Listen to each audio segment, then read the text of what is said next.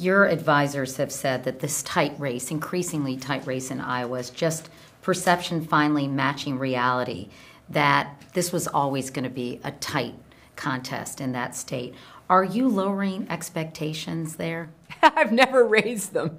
You know, when I got into this race back in the beginning of the year, I wasn't even in double digits. I was so far behind in Iowa that it was embarrassing, you know.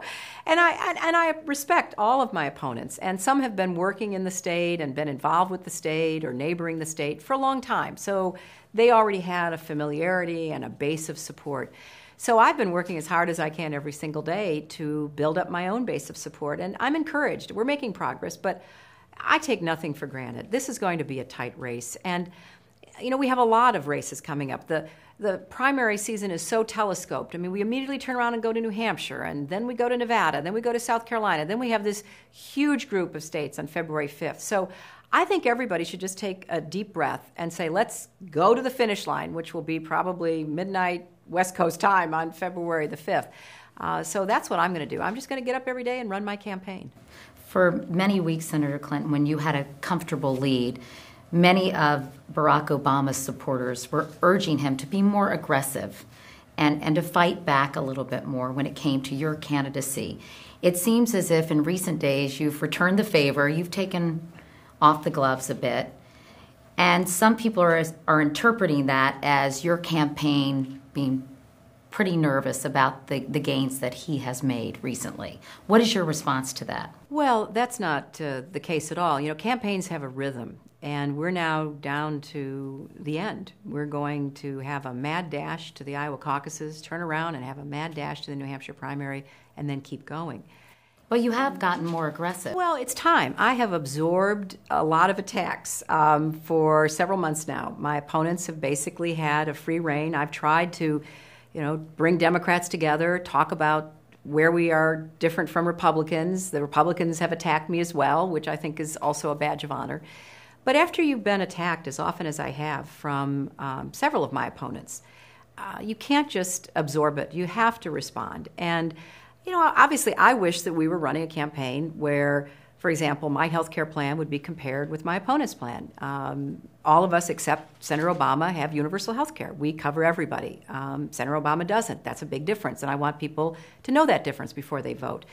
But a lot of the attacks have been, you know, quite, persistent, shall we say. I mean, hardly a day goes by when I'm not attacked.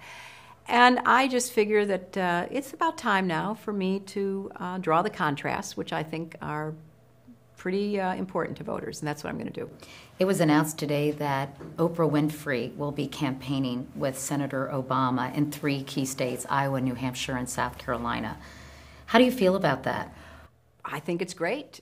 I think we should have people campaign for us who support us. I'm proud to have a lot of very distinguished Americans, as well as you know, people who just get up every day and work hard for a living. But are you concerned that this will give him a big boost? No. I think we all are lucky to have people who support us, but at the end of the day, it's among us as candidates. People will make their judgments.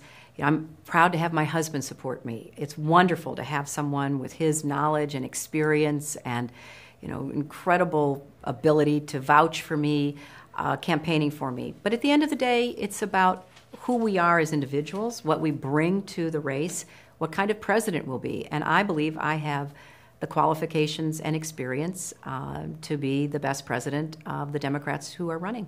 As you mentioned, the primary process is significantly compressed right. in this election cycle. And the nominee will likely be known not too far from now, February 5th. That's right. If it's not you, how disappointed will you be?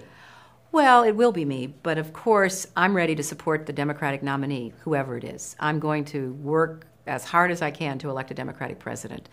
I'm very confident that I will be the nominee because I think voters will take a hard look at all of us, and based on everything I've done in my life and what I've done and said in this campaign, choose me to be the Democratic standard bearer.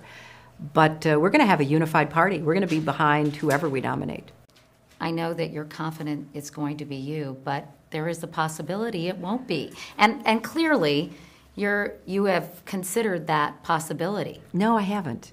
when you get up every day like I do, and you go out and you meet hundreds and thousands of people, and you talk about yourself, and you talk about your dreams and hopes for the country, and you talk about what you will do as president and draw the contrast with your opponents, that takes up all my time and energy to just keep presenting myself and my candidacy.